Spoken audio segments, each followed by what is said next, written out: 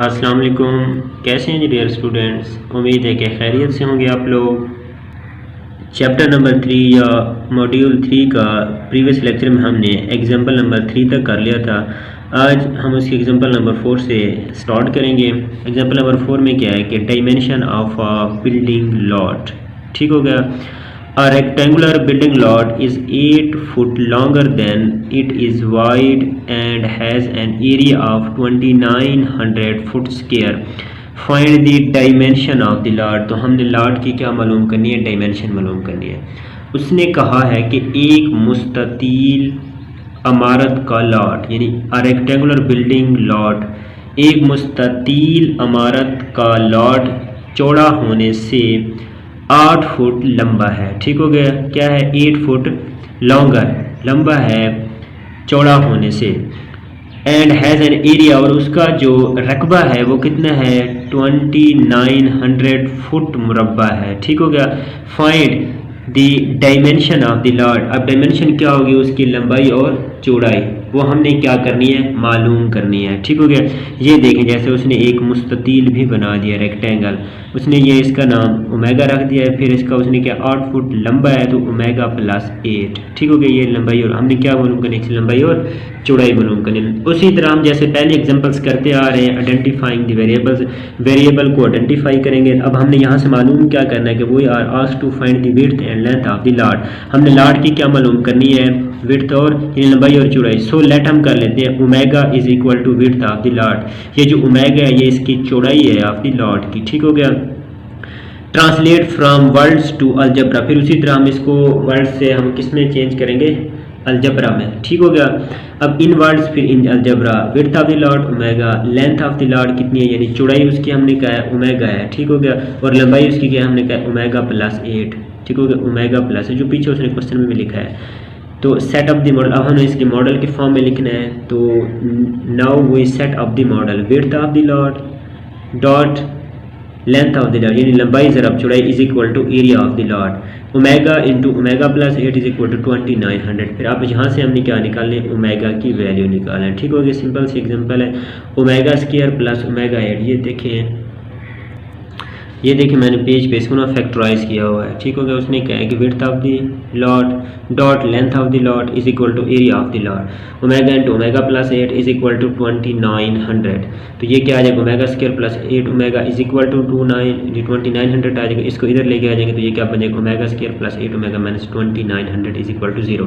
तो अब ये देखें हमने ऐसे ही क्या किया है? इसको फैक्टराइज किया है। तो ये देखें omega square minus 50 omega plus 58 omega minus 29। ये देखें हमने फैक्टराइज करके मल्टीप्लाई करें तो हमारे पास माइनस का क्या है? 2900 है। जमा करें तो हमारे प्लस का 8 आ जाए। ठीक हो गया। ये देखें। फिर इसी तरह हमने क्या किया? ओमेगा कॉमन लिया है तो ओमेगा माइनस 50 आ गया। फिर प्लस 58 यहाँ से कॉमन लिया है तो ओमेगा माइनस 50 आ गया। ये देखें।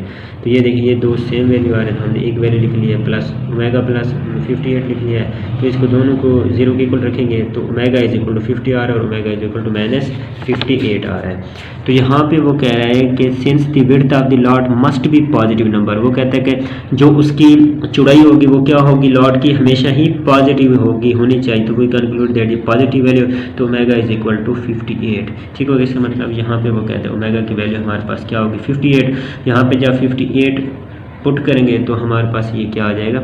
तो length of the lot is omega plus 8 है तो यहाँ पे हम 50 लगाएंगे तो ये हमारे पास क्या आ जाएगा? 58 फुट आ जाएगा। ठीक हो गया।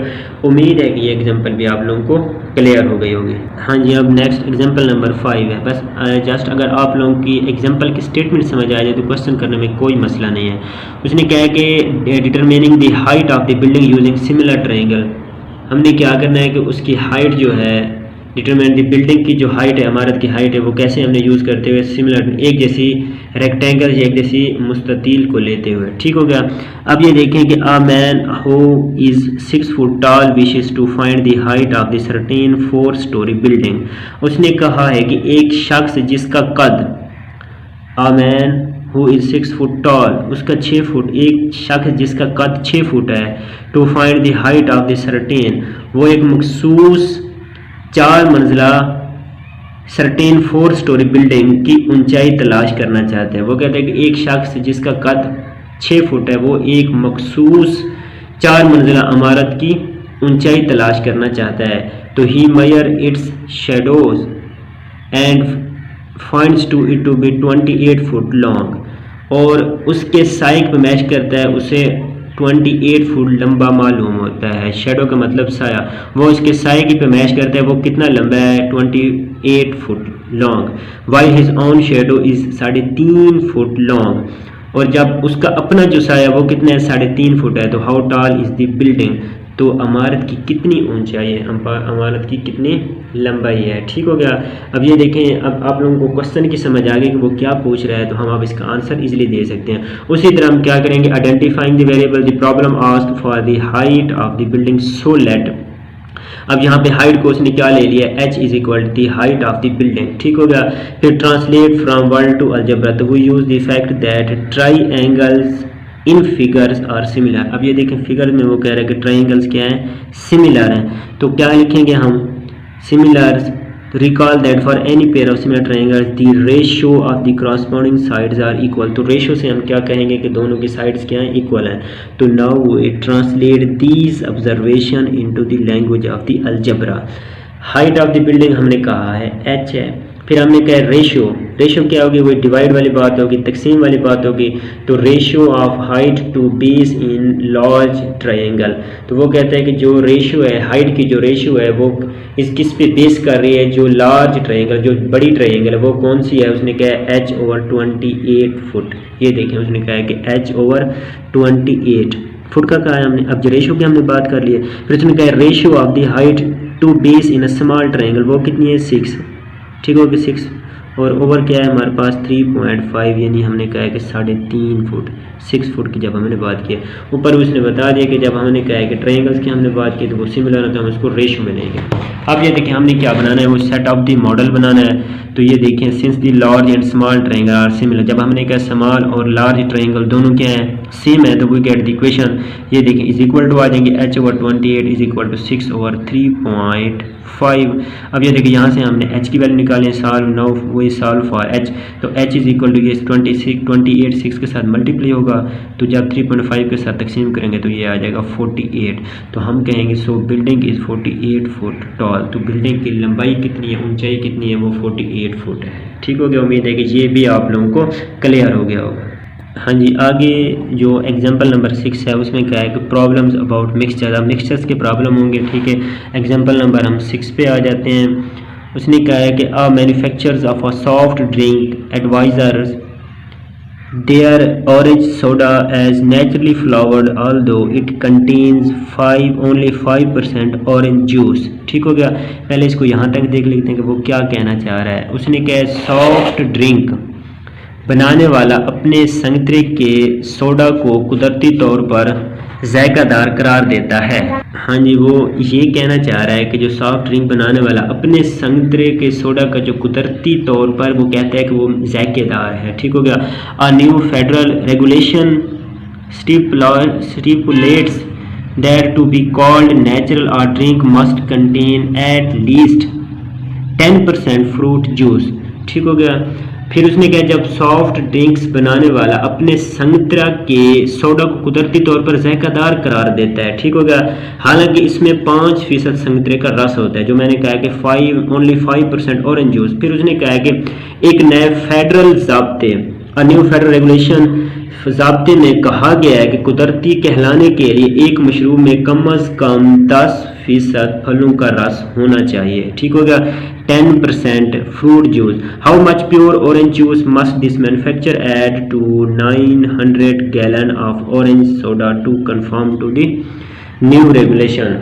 तो उसने कहा कि एक ये मैन्युफैक्चरर्स नए फवायद और ज़ाबित के मुताबिक करने के लिए ऑरेंज सोडा को यानी उसको खालिस बनाने के लिए कितना शामिल करना पड़ेगा 900 गैलन। वो क्या होगा उसका, जो प्योर ऑरेंज जूस होगा। ठीक हो गया।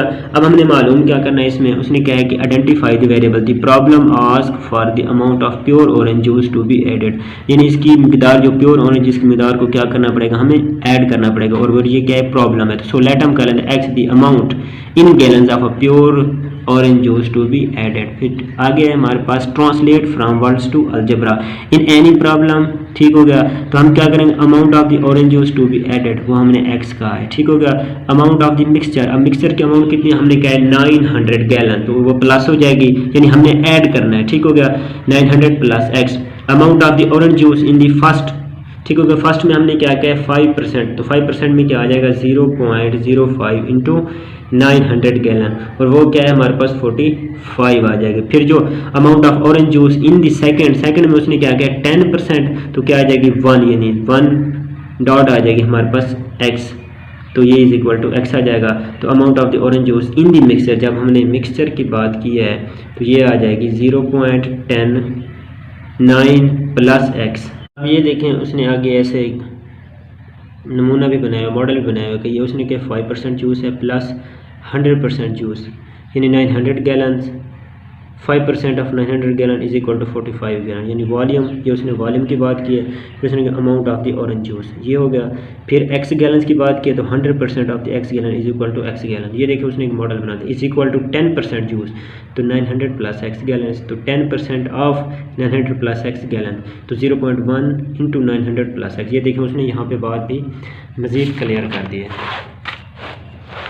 अब ये देखें आगे हमारे पास है सेट ऑफ द मॉडल, फिर उसने यहाँ पे एक मॉडल बना दिया है कि amount of the orange juice in first, फिर plus amount of the orange juice in second, तो ये 45 plus x is equal to 0.1 into 900 plus x.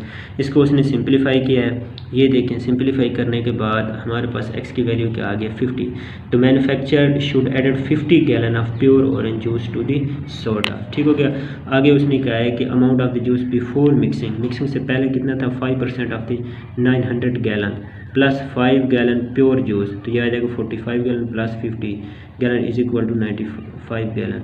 फिर उसने कहा है कि amount of the juice after mixing 10% of 950 gallon, तो ये आ जाएगा 95 गैलन। ठीक हो गया, तो ये देखें अमाउंट्स आर इक्वल, अमाउंट्स क्या आ रही है हमारे पास इक्वल आ रही हैं। ठीक हो गया, उम्मीद है कि यहाँ तक आप लोगों को क्लियर हो गया होगा। हाँ जी, ये जो आगे हम लोगों ने डिस्कस करना है problems about the time needed to do a job, काम करने के लिए दरकार वक्त से मुतालिक मसाइल पे डिस्कस हमने करना है। ठीक हो गया, अब यहाँ पे ये देखें पहले उसने यहाँ पे ये बताया हुआ कि इफ़ अ पर्सन और machines takes h time units to complete, वो कहते हैं कि इंसान या एक मशीन है उसने h टाइम के लिए क्या करना है कंप्लीट करना है, कोई टास्क है उसके लिए। ठीक हो गया, then in 1 times unit the fraction of the task that has been completed in 1/h। वो कहता है कि उसने h टाइम में कोई क्या करना है टास्क कंप्लीट करना है, तो वो कैसे कंप्लीट करेगा। अगर हम कहते हैं कि उसके पास 1 टाइम है, एक टाइम है, तो वो कितना फ्रैक्शन में वो कर सकेगा कंप्लीट कर सके, इसका मतलब 1/h यानी एक हिस्सा उसका करेगा। आप ये देखें आगे एग्जांपल उससे मजीद क्लियर हो जाएगा।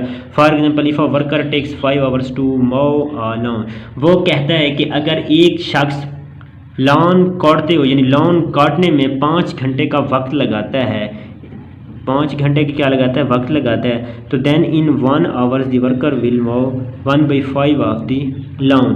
तो वो कहता है कि वो अगर 5 घंटे लगाता है लॉन काटने में वक्त लगाता है, तो 1 घंटे में जो शख्स होगा या कारकुन होगा लॉन काटने में कितना हिस्सा काटेगा, 1/5 काटेगा। ठीक हो गया, अब ये देखिए एग्जांपल है because of an anticipated heavy rainstorm the water level in a reservoir must be lowered by 1 foot opening spillway A lower the level by this amount in 4 hours whereas opening the smaller spillway B does in the job in 6 hours. How long will it takes to lower the water level by 1 foot if the both spillways are open? अब यहाँ पे वो कहता है कि मुतवक्के शदीद बारिश, वो कहता है कि जब बारिश की मुतवक्के हो, शदीद बारिश की वजह से मुतवक्के शदीद बारिश की वजह से आबी ज़ख़ायर में पानी की सतह को 1 फुट से कम करना ज़रूरी होता है। ठीक हो गया, अब मैं आप लोगों को ऐसे बता दूं जैसे एक बड़ी नहर होती है उसमें 2 स्पेल होते हैं, उसको ने कहा है कि एक स्पेल हमारे पास ए और दूसरा हमारे पास बी है। ठीक हो गया, वो कहता है कि स्पेल ए को खोलने में इस मिकदार में यानी 1 फुट कम करने में कितने लगेंगे 4 घंटे। फिर उसने कहा जो दूसरा हमारे पास स्पेल है उसको उसने बी का नाम दिया, उसको खोलने में कितना टाइम लगेगा 6 घंटे लगेंगे उसको कम करने में, 1 फुट कम करने में। ठीक हो गया, तो अगर वो कहते हैं दोनों स्पेल को हम खोल दिए जाएँ तो पानी की सतह को 1 फुट तक कम करने में कितना टाइम लगेगा। ठीक हो गया। ठीक हो गया, आप लोगों को ये इसकी स्टेटमेंट क्लियर हो गई होगी। तो ये आगे आप लोगों ने इसको देख लेना है कि वो क्या क्या कहना चाह रहे हैं। आइडेंटिफाइंग द वेरिएबल्स, ठीक हो गया। फिर उसने कहा है कि translate from words to algebra, ये देखें उसी फ्रैक्शंस की फॉर्म में हम लेंगे। ठीक हो गया, एक्स एच आएगा। फिर उसने कहा कि 1 आवर्स में 1/4 फुट करेगा। फिर बी जो उसने कहा है हमारा डिस्टेंस है वो 1/6 करेगा। जो अगर हम दोनों स्पेल को इकट्ठे खोल देते हैं तो वो हमारे पास 1/x फुट आ जाएगा। फिर उसने क्या कहा है कि इसको सेटअप किया है, मॉडल दी सेटअप दी मॉडल हमने किया है वो ये देखिए हमारे पास ये इक्वेशंस बन गई है 1/4 + 1/6 = 1/x। अब ये देखें हमने उसी यानी लीस्ट कॉमन डिनोमिनेटर से हमने 12x से मल्टीप्लाई किया है। तो ये देखें x और 12/5 डिवाइड बाई 5। तो इसने कहा है कि अगर हम दोनों स्पेल को खोल देते हैं तो 1 फुट कम करने के लिए टाइम कितना लगेगा, 2 घंटे 24 मिनट्स। ठीक हो गया। उम्मीद है कि ये आप लोगों को क्लियर हो गया होगा। आगे उसने कहा है कि problems about distance, rate and time. तो डिस्टेंस मालूम करने के लिए रेट का रास्ता हम टाइम करेंगे। ये देखिए उसने आगे एग्जांपल भी दी हुई है। फिर ये देखें एग्जांपल नंबर 8 है, यहाँ पे उसने ये छोटी सी एग्जांपल, ये एग्जांपल नंबर 8 है। तो ये आप लोगों ने देख लेनी, कोई मुश्किल एग्जांपल नहीं है। ठीक हो गया। मैं आप लोगों को स्टेटमेंट क्लियर करवा देता हूँ, बाकी नीचे आप लोगों ने खुद कर लेना है। अब मैं एग्जाम्पल को ट्रांसलेट कर देता हूँ, बाकी आप लोगों ने खुद इसको देख लेना है। उसने कहा है कि एक जेट न्यूयॉर्क से लॉस एंजलिस के लिए 4200 किलोमीटर का फासला तय करता है। A jet flew from New York to Los Angeles, a distance of 4200 km. The speed for return trip was 100 km/h faster than the outbound speed. वो ये कहना चाह रहा है कि वापसी के सफ़र की रफ्तार बाहर जाने वाली रफ्तार से 100 किलोमीटर फ़ी घंटा तेज़ थी। ठीक हो गया। आपने थोड़ा सा बात को समझना है। If the total trip took 13 hours of the flying time. अब वो कह रहा है कि अगर कुल सफ़र में परवाज़ के 13 घंटे लगे तो न्यूयॉर्क से लॉस एंजलिस तक जेट की रफ्तार कितनी होगी। ठीक हो गया। क्या कहा है उसने, अगर कुल सफ़र में परवाज़ के 13 घंटे लगते हैं, ठीक होगा, 13 आवर फ्लाइंग टाइम, तो what was the jet speed from New York to Los Angeles. तो उसकी जो रफ्तार होगी न्यूयॉर्क से लॉस एंजलिस तक जेट की रफ्तार कितनी होगी। ठीक होगी। ये देखें उसने सारा लिखा हुआ है, कोई इतनी मुश्किल वाली बात नहीं है। तो ये आप लोगों ने खुद इसको कर लेना है। फिर यहाँ पे उसने क्या लगाया हुआ है, क्वाड्रेटिक फार्मूला लगाया है। उससे क्वाड्रेटिक फार्मूले से यहाँ से फिर पॉजिटिव वैल्यू काउंट कर लेंगे तो हम कहेंगे 600 किलोमीटर क्या करेगा न्यूयॉर्क से लॉस एंजलिस तक जाने में। ठीक हो गया। उम्मीद है कि ये सारी चीज़ें आप लोगों को क्लियर हो गई होंगी। अगर आप लोगों को वीडियो अच्छी लगी है तो कमेंट्स में ज़रूर बताएं। अगर आप लोगों को किसी पॉइंट की समझ नहीं है, कोई बात आप दोबारा पूछना चाहते हैं तो कमेंट्स में आप लोग पूछ सकते हैं, या मेरा ऊपर नंबर दिया हुआ है व्हाट्सएप नंबर है, उससे भी रब्ता करके पूछ सकते हैं। तो नेक्स्ट लेक्चर के लिए तब तक अल्लाह।